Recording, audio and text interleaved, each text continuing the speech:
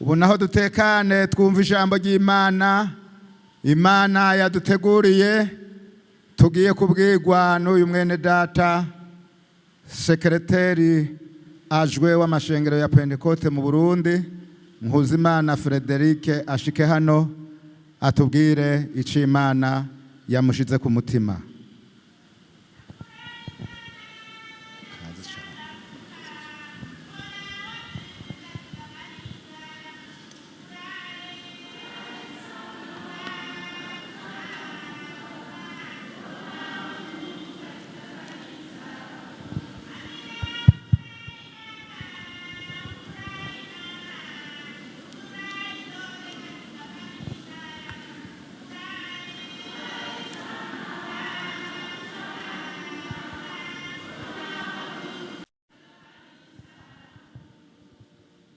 Yesu nashimwe shengero ry'Imana.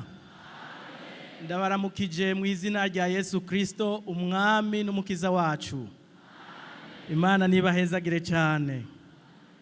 Ubwa mbere nagomba nshimira Imana iduhaye aka kanya kugira ngo tubane dusangire ijambo ry'Imana. Ariko ubugira kabiri nshimire cyane abarongozi bacu, abavyeyi bari imbere hano, yaba umuco wacu wavyemera twari gukoma amashi mugabo tuyakomera indani. Namwe shengero ry'Imana ndabashimiye kuko muri hano musenga Imana, mukora ibikorwa vy'Imana kugira ngo aha hantu habe hameze gutya. Muri beza, murahimba Imana, kandi natwe turabinezerererwa nk'abajejwe kubatunganiriza ibikorwa hariya mu ishirahamwe ry'amashengero ya Pentecote mu Burundi, sepebu. Ubu mwanya bampaye nari nifuje kuwuca mu bice bibiri,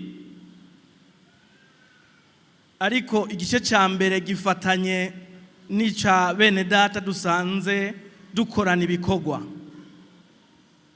Murazi iyo baduhaye umwanya kugira ngo tuze ngaha gushimira Imana, si twese tuvuga. Abo muri korale ya kabiri babigerageje baravuga, mugabo hajya ntimwavuze mwese, ujya n'uwabaserukiye havuze umenga batatu gusa.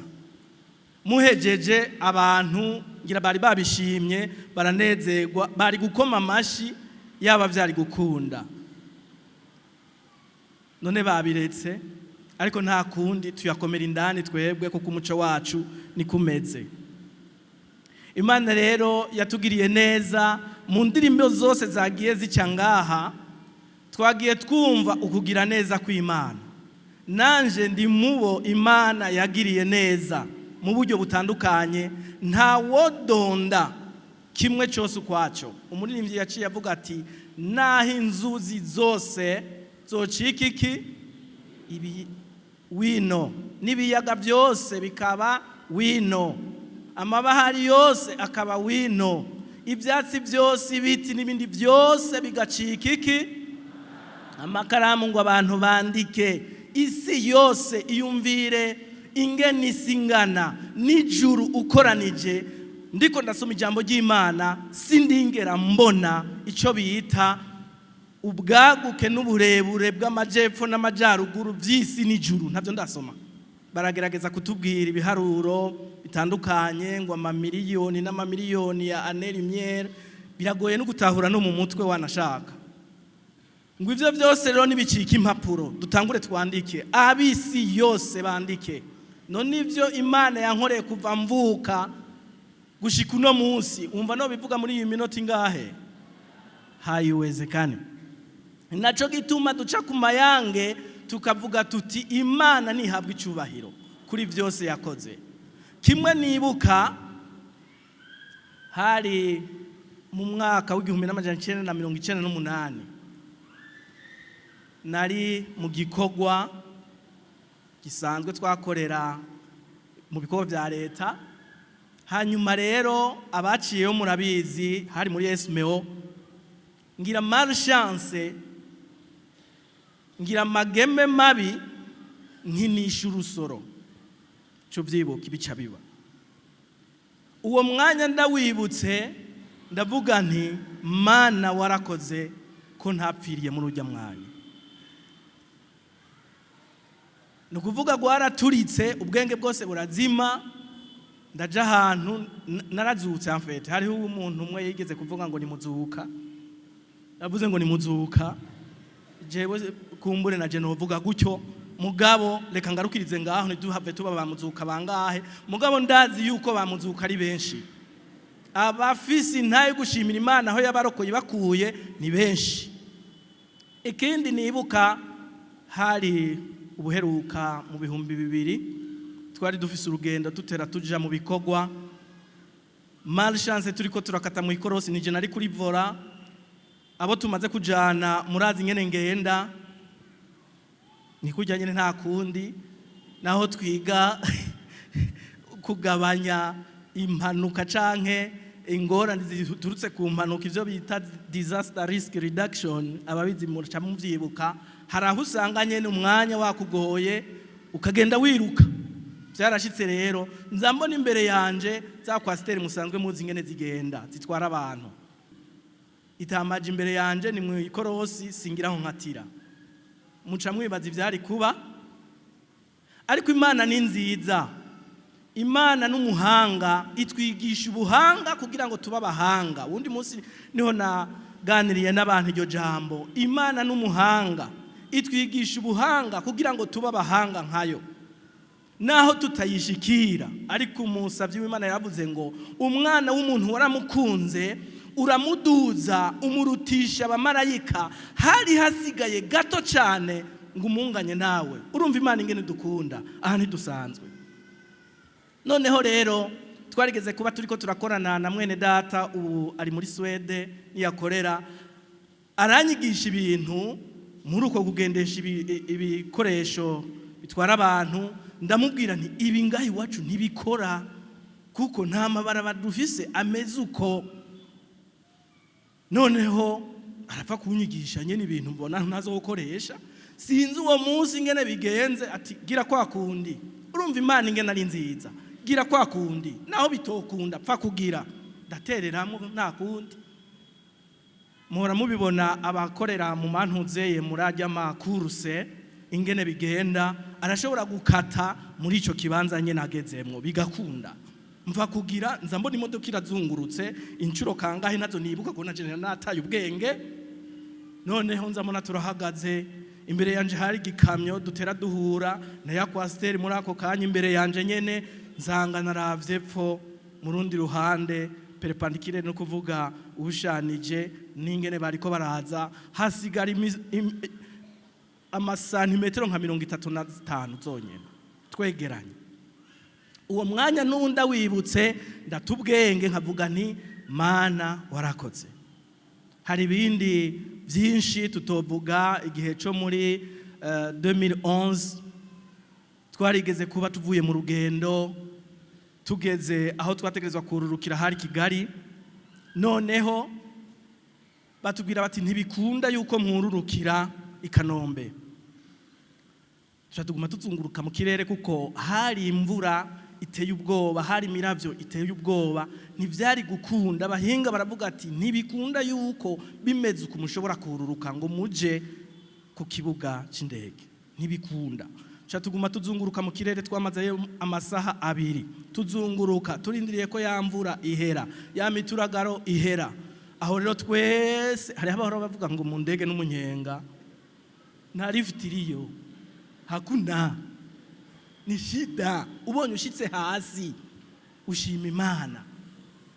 Turazunguruka twese rero twahereje umutima Imana, ugasengera abana, ugasengera umugore, ugasaba imbabazi abo mutari kumwe, ugasengera igihugu, uratangura ugasenga amasengesho utigeze usenga na rimwe.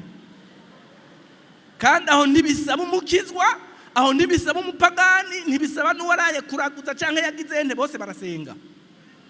Muca mwibuka Yona igihe yari mu bwato, abandi bose barasenze, baramukangura bati we mugabo, we ntaco bikubwiye kuba wiryamiye, tugomba duhone, aha niwo vyuka ukambaza Imana yawe kugira ngo turabe ko twotabagwa tugakira.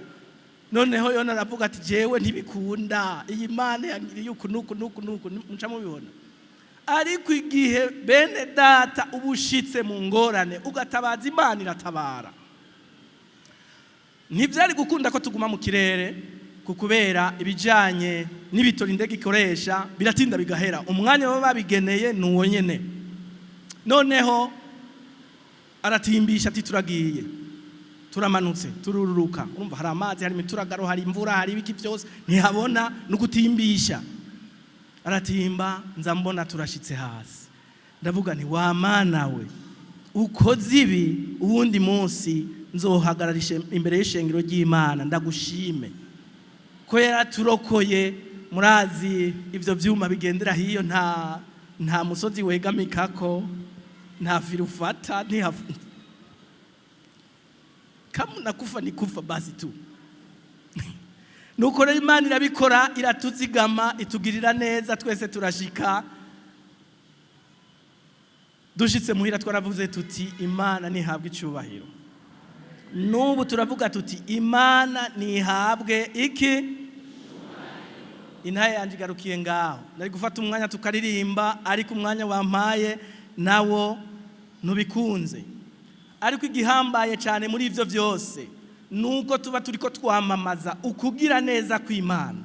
Itaravye nguri naka, nibikora kukubera uri gihangange, ufise amadiplome n'ibindi, ntibikora kukubera usenga cyane. Ndakunda abantu bitwa abasenzi. Vraiment nimusenga Imana, nimuze dusenga Imana, mugabo mumenye neza yuko Imana iguma ari Imana.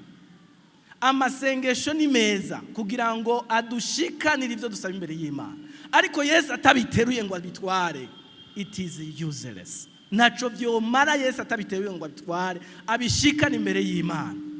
Ndibuka ayo masengesho twasenga ico gihe yari amasengesho yo kwita kugira ngo urabe ko Imana yogira icikora. Noneho ngiye irabikoze, hanyuma ukabaho mu buzima busanzwe, ubuzima busanzwe. Ariko ntibisanzwe ivy'Imana ikora, kuko ni Imana nayo nyene idasanzwe. Ikora ibidasanzwe, gukorera ibidasanzwe, kugira ubudasanzwe. Ndabitegereje namaze kuvuga nti muri beza cyane, muri beza. Hari wavuze ngo Imana yarakoze yadushikanye muri kino gisagara. Haleluya. Les emotions, ibintu by'ibigumbagumba ku bakenyezi ni byinshi cyane. Numvise abantu baca bahoga, nibaje nti kumbure hari habatabishimye, ariko ukumubona turi tungana, twese dufise ivyiyumviro bitandukanye. Uwo tubwira ngo duhagarare ngaha tuvuge, ntawo vuga ibisa n'ivy'uwundi. Imana uko yaturemye nuko, nta numwe asa n'uwundi, ariko twese dusa n'Imana, kuko Imana yacu iri muri diversite, mu bwinshi bwayo. Natwe niko tumeze. Musavye w'Imana yavuze ati bene data turabana b'Imana, niko turabana b'Imana, ariko uko tuzosa nikurahishurwa. Ariko icyo tuzi neza nuko Kristo niyahishurwa tuzogira nte? Tuzosa nawe. None Yesu asa gute? Asa nukusa? No. Turatandukanye rero muri ubwo bwinshi. Wofata ubu bwinshi bwose bw'abantu miliyaridi 8 tugeze kuno munsi ukabufatanya. Sinzi nge nico kintu coca kimera. Abiza amadese murabizi, ufatanije amadese baratugisha ibintu bya stroboscopy, uri kuraterateranya ibintu, amafoto ngo bafatiye mu kirere ugaterateranya, ikironka nigiki. Wofata iyo image yawe n'iyundi ugafatanya byose, byoca bimera gute? Muramuje gufatisha amafoto siko none. Fati foto ya naka, niya naka, niya naka, niya naka. Zose uzifatira hamwe rero, uzifatanye muri bwa buhinga mugeze ko bwa electronique n'ibindi n'ama ordinateur mukoresha. Ufatanirize hamwe, coca kimera gute? C'est du flou. Bica ibintu bidasomeka. Ariko Imana yo mwijuru ngukwisa, natwe niko tuzosa, tuzomuraba duse nawe. Yesu nahabwe icyubahiro. Ico ni gice ca mbere turangije. Ibijanye n'igikorwa tuca tuvugana na bene data kizoca kiza muri uwo mugwi nyene gishike. Imana ibahezagire cyane. Reka dusome ijambo ry'Imana mucete Paulo yandikiye abi Filipi, turasoma icete Paulo yandikiye abi Filipi igice cya mbere uhereye ku murongo wa 6.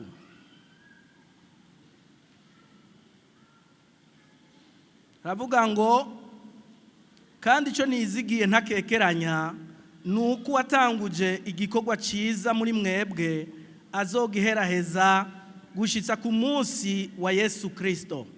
Imana nihabwe icubahiro. Umusabyi w'Imana Paulo ariko arigisha abantu b'i Filipi, arabandikira. Uno munsi ubuhinga dukoresha mu kwigisha ntidukoresha makete, abantu baraza mu ishuri tukabigisha. Ariko Paulo akoresha ubundi buhinga kuko yari mu bindi bihe bidasanzwe. Akoresha ubuhinga bwo kwandika ivyete. Aravuga ingene ashimira aba bantu b'i Filipi ko abasengera, ko abakunda. Ariko kandi aravuga ati ndavye ingene mumeze. Hariho abantu usanga bihebura, abantu ugasanga baravuga ati komeze uku, mbega Imana izonjana mu ijuru. Ico kibazo naje narigeze kucibaza, ari naho duca tuvuga ngo dusengere ukurangiza kwacu, dusengere iherezo ryacu. Ariko ibyo byose biva ku Mana, ingene uzorangiza ntuzu byibaze ko cyane, kuko Imana yaraciye inzira. Uri muri Kristo Yesu biba biheze, iyo nzira uba wayishitsemwo. Aha Paulo arababwira ati icyo nizigiye ntakekeranya nuko Imana yatanguye, Yesu Kristo yatanguye, Mpwemu Yera yatanguye igikorwa ciza muri mwebwe. Ndizigiye ntakekeranya ko azokirangiza gushika ku munsi w'ukugaruka kwa Kristo. Tuvuge tuti Imana nihabwe icubahiro. Uti ico gikorwa yatanguye ni giki? Dukunze gusoma ijambo ry'Imana tubona aho ijambo ry'Imana rivuga ngo Yesu niwe nyanduruko y'ukwizera kwacu kandi niwe yagusozereye. Igikorwa Imana yatanguye muri twebwe cyo kwizera, tukizera agakiza, tukizera ugutabagwa, tukizera umwami Yesu Kristo nk'umwami n'umukiza wacu. Ni igikorwa Imana yonyene yatanguye kuva isi ikiremwa, kuva Imana iremye umuntu yaciye ishiraho n'integuro yo kuzomutabara no mu gihe azoba yagize ibibazo, kuko nta kiba Imana itakizi. Imana yari isanzwe izi yuko hazoba igihe umugwanizi agirira nabi umuntu. N'uyu munsi niko biri. Umugwanizi aratugirira nabi, akadutega imitego, imwe igashibuka tacifashe, ariko iyindi irakamata abantu kabisa.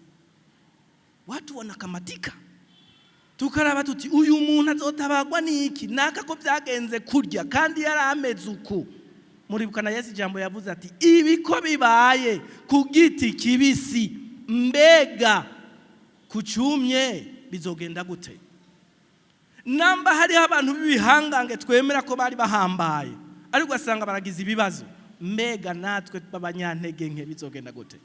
Turakunze kuvuga ngo Eliya yari umuntu nkatwe, ariko wowe wibaze urugero Eliya yarageze ko, wewe mwigereranya, reko tumurengana. Wibaze urugero Yohana yarageze ko, kugeza aho Yesu amuvuga ko ati mbega hariya mu bugaragwa mwari mwagiye kurondera yiki, mwari mwagiye kuraba iki, mwari mwagiye kuraba abantu bambaye impuzu z'inyambara bami. Aha turazambara natwe z'inyambara bami, siko none inyambara bami turazambara, ugasanga n'abantu bahambaye. Yohana Yesu amuvuga ko ati ni by'ukuri mwari mwagiye kuraba umuvugishwa nibo bari bagiye kuraba. Aravuga ati mubabyawe n'abakenyezi nta numwe ameze nkande nka Yohana, ngo ariko umwe mu bwami bwo mu ijuru agize nte. Mbega muremera ko turi mu bwami bwo mu ijuru? Murabyemera? turi mu bwami bwo mu ijuru. Pawulo yarahishuriwe iryo banga, aravuga ati Imana yo mu ijuru, se umwami wacu Yesu Kristo, umuremyi w'isi n'ijuru, aragahezagirwa, yaraducunguye, araduterura, atwinjiza, atwicarikana nawe ahantu ho mu ijuru. Avuga rero kuri Yohana ati uyo aruta abantu bose bavyawe n'umukenyezi. Ati ariko umwe wo mu bwami bwo mu ijuru aramuruta. Kubera iki? Ibi bintu tubayemwo vy'agakiza, ibi bintu tubayemwo vyo kwizera, ibi bintu tubayemwo vyo kwezwa, Imana ikagenda iduhingura ku munsi ku munsi, ni ibintu n'abamarayika batahawe ibakwe ryo kuronka. Muvyibazeko. Dawidi ariko aravuga abisigura, yarabona neza yuko umwana w'umuntu ari umuntu asanzwe.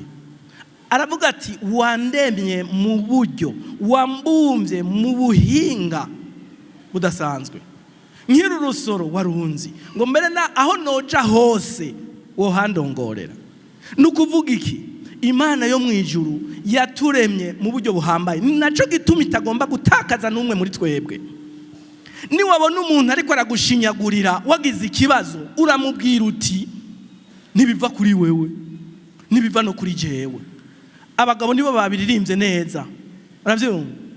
Ntibiva kuri naka, ntibiva no kuri jewe, ariko biva ku Mana yo mu ijuru. Satani we ninatemba, Imana izogirane, izomvyura. Reka kunyitamba hejuru. Naho vyoshika ukaba mu ntege nke nk'umwana w'umuntu zibaho. Salomo ariko arashikiriza ingoro y'Imana, aravuga ati Mana, abantu bawe rero nibaramuka bagucumuyeko. Arongera ko akajambo mpora nsoma nkatangara, avuga ngo kuko ata muntu adacumura. Mura nibaza ni none ko yavuze ko ata muntu adacumura, muravyibuka mu biharuro muri ko muraharura abavyigisha n'abavyize n'abagizene. Hariho fenomene nabonye yitwa syllogisme canke la logique y'ibintu. Logique y'ibintu baravuga ngo nyamba kimwe, namba A ingana na B, B na ikaba ingana na A ingana na nakundi. Nuko bimeze. Namba rero iri jambo rivuze umwana w'umuntu. Fred ni umwana w'umuntu. Ben itizende. Shiraho izina giwawe. Uri umwana w'umuntu, siko? Ndabuba hasi nonza ndabavuga amazina mwese. Utari so ntugirana. Yesu abahezagire cyane. Shiraho iryo zina giwawe. Ni umwana w'umuntu. Naka ni umwana w'umuntu. Ngo abantu bawe nibaramuka bagucumuye kuko ata muntu atagira ane. Ducumura mu buryo butandukanye, tuja mu ntege nke mu buryo butandukanye. Hari abibaza ko ari ibikorwa, twarakijijwe ntitugira bya bindi byose no dondagura, ariko urazi yuko nico udakoze kandi wari usanzwe uzi ko ari iciza naco kiguhindukira iki. Umva tuzobikira gute? Ariko Imana yacu nishimwe kuko ivyo ntibiva kuri twebwe. Uwundi niwe yaje ashikira Yesu ngo yari umusore w'umutunzi. Ahandi mu kindi gitabo bavuga ko yari umukuru w'isinagoga, yari umukuru w'urushengero. Uca mu byumva sinirwa ndabisigura. Umukuru w'urushengero arashikira Yesu, aramubwira ati mwigisha mwiza, nkora iki? Nkora iki ngo nze ndagwe iki ubugingo budashira? Rijya jambo ndiko ndarisoma ndibaza igituma ni kuki Yesu atamuhaye inyishu y'ico kibazo. Ubundi niwe ariko arasigura yaciye avuga ati ni kibazo c'ikinyantege nke cy'ukudatahura igikorwa yuko gikorwa n'Imana atari umwana w'umuntu agikora. Amubwira ati urazi byagezwe, kora uku nuku, ntukagira uku, ntukice, ntugasambane, ntukibe, ntukagiriza abandi binyoma, ainsi de suite n'ibindi. Aramubwira ati ivyo byose narabyitondeye kuva mu buto bwanjye. Turi kumwe gahemwe?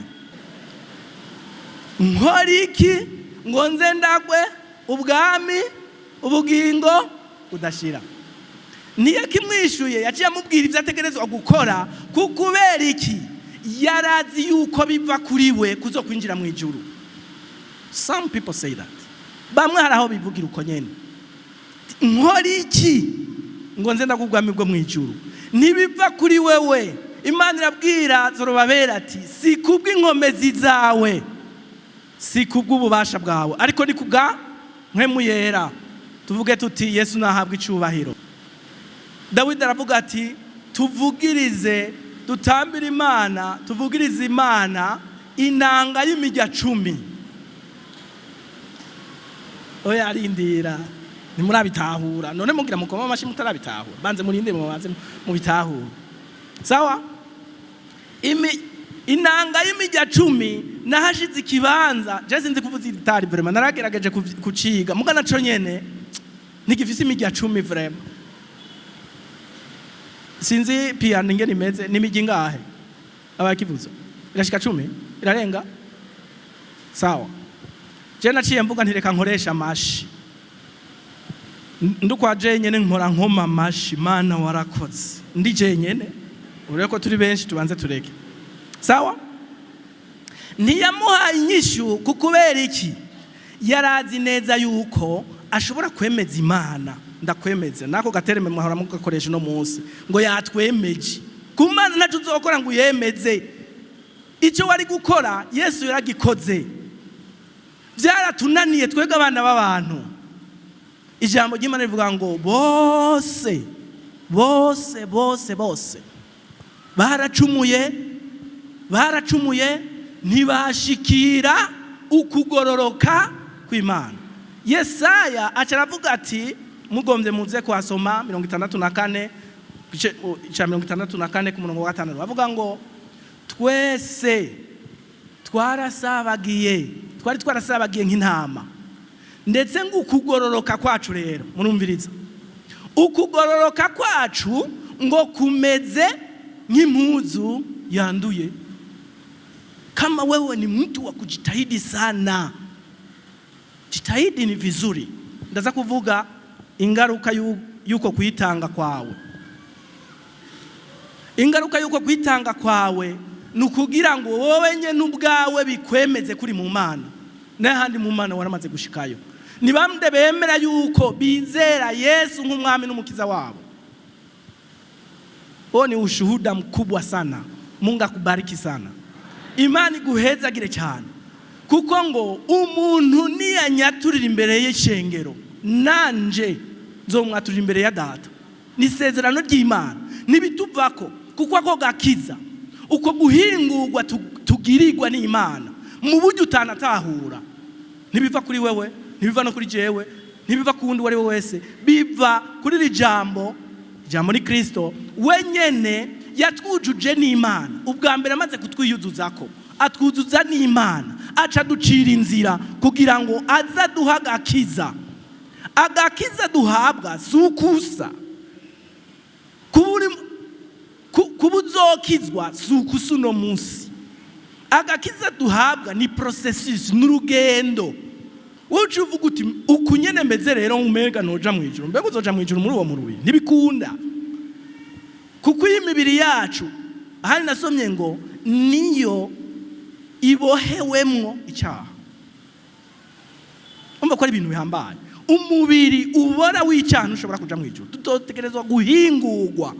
Muri uko guhingurwa rero Imana ibikora muri sokre yayo, mu ibanga ryayo, ngo yaraduteruye itwicarikana na Kristo Yesu ahantu ho mu ijuru. Mumbona rero ukunsa nimwave mwibaza ngo nikometse. Mu rundi ruhande mu buryo bw'impwemu ukumumbona asa sikonsa. Uko guhishurwa ni kwaba ngo niyahishurwa tuzohishuranwa nawe. Urumva icyo kintu ko yahambaye. niyahishurwa tuzohishuranwa nawe, tunyegejwe muri we. Fredi wa vrai si umubona, si aranyegeje ahandi hantu. Naco gituma Yesu yavuze ngo abo data mpa bose bagira ante, baranshikira, kandi ntawe ushobora kubanshikura muki, ntawe ushobora kubashikura mu kuboko kwa data, nta n'ushobora kubanshikura mu kuboko, kuko ukuboko kwa data n'ikiganza ciwande nico kimwe. Aho ni Yesu yariko aravuga ngo jewe na data turi umwe. Dutahurira ibanga rero ryo guhishurwa, umunsi tuzohishura, umunsi Kristo azohishurwa, tuzohishuranwa nawe turi mu bwiza bwiwe. Abo twahora dusa batangare, mwarihe twaririmbye ngo uzobayo, je nzobayo. Nukuvyizera niko biri, kuko ijambo ryo kwizera ntirituruka ku byo tubona. Si ukunsa vyotuma uvuga ngo nico gituma nzoja mu ijuru, si ukumvuga vyotuma uvuga ngo nico gituma nzoza mu ijuru. Si ukunkora, kuko ivyo nkora byose ndi muri Kristo Yesu byose iravyeza, kuko ngo naho co bigikorwa c'Imana umuntu akagikora atejejwe, atari muri Kristo, ngo kubanduye byose biranduye, kubanduye nazokora ciza yanduye naco nyine kiba canduye, kuko kugororoka k'umwana w'umuntu ngo kumeze nk'impuzu yanduye. Imana idufashe kandi tugirire neza bene data. Tugira turangize, ushobora kuba wibaza uti ukunsa ukumeze je sinzoja mu ijuru, ukunsa ukumeze sinzoja mu ijuru.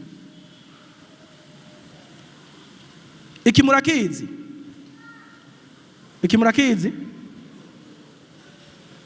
Murakizi? Sawa, ni passport. Je ndafise passport. Ni passport ivuga uwo ndiwe, ido ndido mu buryo bw'umubiri. ID, identité. Ndi giki, nduwahe, nduwo kwande, ndumuki, nationalité. Irabivuga vyose. Namba abana b'abantu bariyumviriye gukora ID y'umuntu, bizonanira Imana kudukorera ama ID. Urafise ID yo mu ijuru, reka gukekeranya, ntihagire ukurya umutima. Urafise ID, ariko ushobora kuba warikoreye mu mazi, ariko ushobora kuba yaranagutakaranye, murabona abo barangisha akazemagirika, mbegirihe nzoyibona gute kuri WhatsApp bakarungika ngo wabona aka kantu ngo yo katuzanira hanahana, ngoja telefone hanahana, telefone mu ijuru bakugarukanire ID yawe. Uwumva yuko ID we yamuzimiranye birashoboka, canke yafutanganye indome zigafudika, murabona bagenda kuronoveresha baca bamuha duplicata. Mugabe Imana yo mu ijuru nitanga duplicata, itanga originale, kigaruka ari originale, kuko n'Imana ni originale, ikugira originale kugira ngo ukore ibiri original. Passport ya urayifise? Haguruka, sanga yarafutanganye, haguruka tugufashe tukwereke ingene uyironka. Uwumva yuko afise identité yiwe ishobora kuba yarafutanganye, canke yayibagiriye ahantu, yaramuzimiranye, canke wenye n'ubwiwe akayonona, akayimesana, mwumvise uku kugororoka kwacu ngo kumeze nk'impuzu yanduye. Haraho umuntu yigora ati reka ngira uku nuku nuku ndabe ko vyokunda, ugasanga aho kubikiza urabyunyuye. Bidusaba yuko twegera Yesu Kristo, bidusaba yuko tugenda imbere y'Imana kugira ngo identité zacu, namba twaratakaje kwizera, ko nababwiye ibintu bitatu bihambaye by'igikorwa Imana yakoze. Hari ukwizera n'ukuntu Imana igenda iraduhingura, idutyorora, itwuhagira, itweza kubw'amaraso ya Yesu Kristo. Nuno munsi igikombe cy'amaraso ya Yesu Kristo agifise mu minwe imbere ya Data. Nihagaze avuga ati naho byagenze kurya ngaya amaraso ngomba ndamwoze, ndamutunganye, ndamwuhagire. Haguruka rero duce dufasha gusenga Imana. Imana ikikugirira neza, Imana ikiguhezagira, Imana ikiguha umugisha. Turirimba akaririmbo kavuga ngo nari kure y'Imana mu buja ngira ngo simboshwe, ariko nabohowe n'amaraso ya Yesu. Nari kure y'Imana mu buja ngira ngo simbo. Wa muntu avuza piano naze, wa muntu avuza piano, wa muntu avuza piano ndamukeneye aha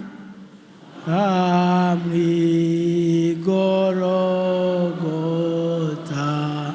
Wa muntu avuza piano ndamukeneye aha chimwa gorogota, shimwa gorogota. Urashobora kuba wihebuye, urashobora kuba uvuga uti jewe ndavye ingene nsa, ndavye ivyo nakoze, ndavye ivyo navuze, ndavye ivyiyumviro vyanje, identite yanje yarononekaye. Ntugire ubwoba, ntugire ubwoba. Uruzi rw'amaraso ya Yesu Kristo ruri hano kugira ngo akuhagire, aguhindure ya myambaro icafuye. Shishikara muririmba, ya myambaro yawe y'ukugororoka kwawe yacafuye, yanduye, arayeza akayitunganya neza, ngo naho ivyaha vyanyu vyo tukura tukutuku azovyeza kandi aca yibagira, aca ashira mu bwobo bwo kwibagirwa. Haguruka rero ntugire ubwoba, nutinya abakuraba, nutinya abakuzi. Nta numwe akuzi, uwukuzi neza ni Kristo Yesu gusa, ni watuzi n'ivyiyumviro vyacu.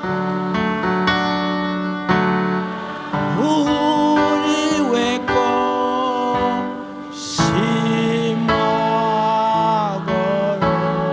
gorogota. Ngwa hano muntu nkunda uzimiye, ngwa hano. Kwiyumvira ko bitazoshoboka uba wagize Imana nto cyane. Kwiyumvira yuko bitagikunda. Ijambo tubabwira n'ubutumwa bwiza. Uwovuga ati bandungikiye ubutumwa bwiza ngiye kubusoma, ni ijambo rica rinezera, ijambo ryo guhinduka, ijambo ryo guhingurwa, tugaca turongorwa na mpwemu yera. Ni ijambo Imana yonyene ishingira intahe ko bishoboka. Dusaba abakozi b'Imana begere bashike na hariya hepfo, baganire n'aba bantu, babafashe. Uwihebuye agarukana ivyizigiro, ariko naho batogushikira Yesu ari kumwe nawe. Icyaha canje camuriweko shimwa gorogota. Dusabe umuvyeyi wacu asengere aba bantu bose, Imana ibahezagire. Haleluya, haleluya. None rero Mana niwe ubeza, ega Mana niwe ubatunganya, erega Mana niwe ubuhagira. Haleluya. Ndasabye Mana ngo ubuhagire, ubuhagire Mwami, ubeze Mwami, ubatunganye Mana. haleluya, haleluya. Wavuze ngo tunezerwe duhimbarwe, ngo kuko ubukwe bwa wa mwagazi w'intama bushitse, ngo umugeni wawe ariteguye, ngo yahawe kwambara impuzu yera, impuzu itanduye. Haleluya. Nubeze mwami, niweze iyi mvune yawe, niweze iyi mpuzu yawe, niweze aba bantu bawe, nubahereza umwambaro wera, nubahereza umwambaro mushasha, nubeze n'amaraso yawe. Haleluya. Nubeze n'amaraso yawe, bezwe kandi batungane. Nuko urakoze kubagiriye imbabazi, kandi urakoze kubahariye. Tubigushimiye mu izina ry'umwami wacu Yesu Kristo n'umukiza. Amen.